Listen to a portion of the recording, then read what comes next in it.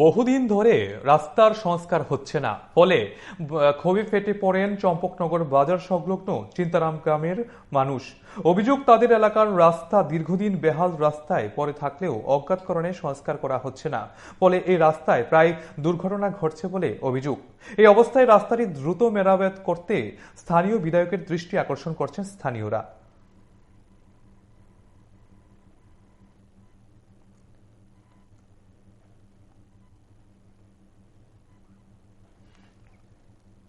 বাড়ি কি এদিকে? ওই আচ্ছা, ডেলি এদিকে আসা যাওয়া করেন?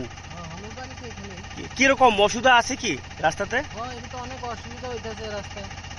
তো এটা ঠিক করার জন্য কেউ দেখতেছে ভিডিও, কি কইবেন সরকারের কাছে?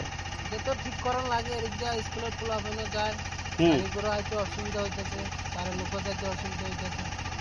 যিনি সরকার যারা ঠিক করেন রাস্তা মেরামত করেন, তাদের কি বলবেন তাদের উদ্দেশ্যে? তো ঠিক করে দিতে লাগে, তো রাস্তাটা অনেক খারাপ হয়ে গেছে। আপনি কত বছর ধরে গাড়ি চালান? তো 6-7 বছর। তো 6-7 বছর এমনই ছিল রাস্তা? আগে তো ভালো ছিল, বৃষ্টি জমে রাস্তা গাড়িগুলো যাইতে খারাপ হয়ে গেছে। আচ্ছা আচ্ছা, আপনার বাড়ি এখানে ওইখানে 2018 সনের এটা চলিন দিছে। আচ্ছা, এখন পর্যন্ত আপনাদের রাস্তাতে কোনো অ্যাক্সিডেন্ট বা দুর্ঘটনা অঘটন এমন কিছু হয়েছে কি হয়েছিল নি?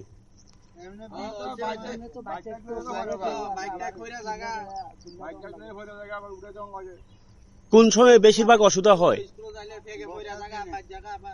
বর্ষার সময়? তো এখনো তো বর্ষার সময়।